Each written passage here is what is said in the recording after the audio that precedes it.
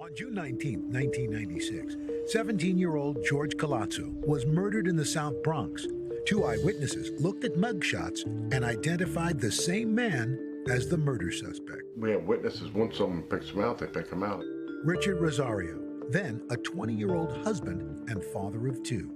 We have people IDing him, said he definitely did the shooting. Rosario voluntarily spoke with the police, insisting he was 1,000 miles away in Florida on the day of the murder. And yet... They said, we still got to take you down to the precinct and question you down there. And I left with them. Rosario says he handed over the names and numbers of 13 people who could confirm his whereabouts, including his close friend, John Torres, now a sheriff's deputy in Florida. It is 1,000% impossible for Richard to have committed that crime. There's no way. He can't be in New York and Florida at the same time. Despite these alibis, Rosario was charged and convicted of first-degree murder and sentenced to 25 years to life in prison. I'm innocent, and I'm always be innocent no matter what the justice system does. His story caught the attention of Dateline NBC supervising producer Dan Slepian, who spent years looking into Rosario's claim of innocence. All I care about is the facts. So if you're actually innocent, the facts can't hurt you. The facts can only help you. Absolutely. Now, in a 7-episode podcast called 13 Alibis, Slepian uncovers shocking revelations. He gave a statement to the police and gave them names and addresses and phone numbers, including yours. Did anybody ever call you? Not a single phone call. No one from NYPD called me just to confirm if what he was saying was true.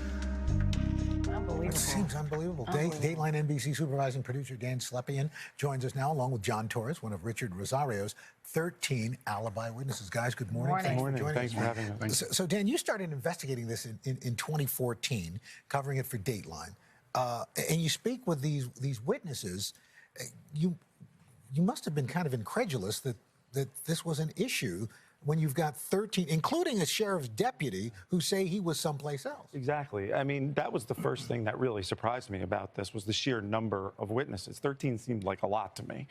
But perhaps more important, after I spoke with them, was the credibility, their credibility. You know, I've been investigating claims of innocence for many years, and oftentimes when you speak with witnesses, they might not remember, they might have credibility issues of their own.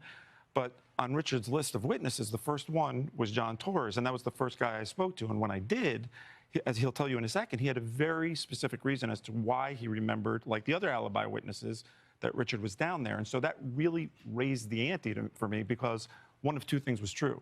Either Richard was innocent, or I had a law enforcement officer lying to me, which was another podcast. That's what I don't understand. So you're now a sheriff's deputy, right? Right. Don't you think, even just fellow law enforcement, you give them a call and say, hey, how are you 100% certain that he didn't commit this crime? What happened for you? Well, for me, when I first heard about it, I was almost relieved that they said that it was the 19th, when I heard that it was the 19th, because I knew I could account for that date. Why? Well, because my son, I was preparing to be a father for the first time. My son was born on June 20th. Wow. And the thing about it was my wife was being induced to go into labor on the 20th. So we knew she was going into labor that morning on the 20th. And Richard was talking to me about what to expect for my firstborn. So, Dan, you talked with the original detective, who took down the list, the alibi list.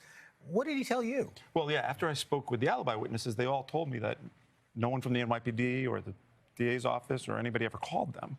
I wanted to know why.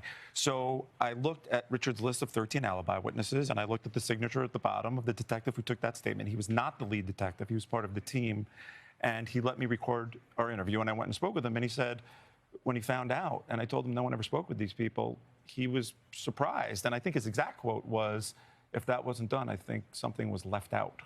So we know how this ends, full disclosure, obviously, but because the podcast is so compelling in this moment, we don't want to give it away. But I am curious for you, when you're covering a story like this, what makes you say, you know what, something in you feels like, you want to help, you want to figure this out, help him get to the bottom of this? It's an excellent question, and each case is different. For this one, it's the simplicity of it all. Yeah. It's either he was in Florida or he was in New York, and I thought we can get to the bottom of that fairly easily. But what happened was after I spoke with the alibi witnesses, as I said, it raised the ante, and what happened after that was what was really shocking when I spoke with the other people. You also spoke with the victim's sister. I did. What did she tell you? She was very interesting. I mean, she was very upset. Interestingly enough, when her brother was murdered, she wanted to speak with Richard once he was arrested as the guy who she believed did this. So she went to Rikers Island to visit him. And she spoke with him, and she was very turned off by his demeanor. He was very angry with her, and she concluded he was guilty. But she told me something else, that she had a completely different, even though she thought Richard was guilty, she had a completely different theory of the crime than the police had laid out, which led me on a whole other direction, as you'll hear in the podcast. It's really fascinating. People need to listen. Dan, John, thank you so much.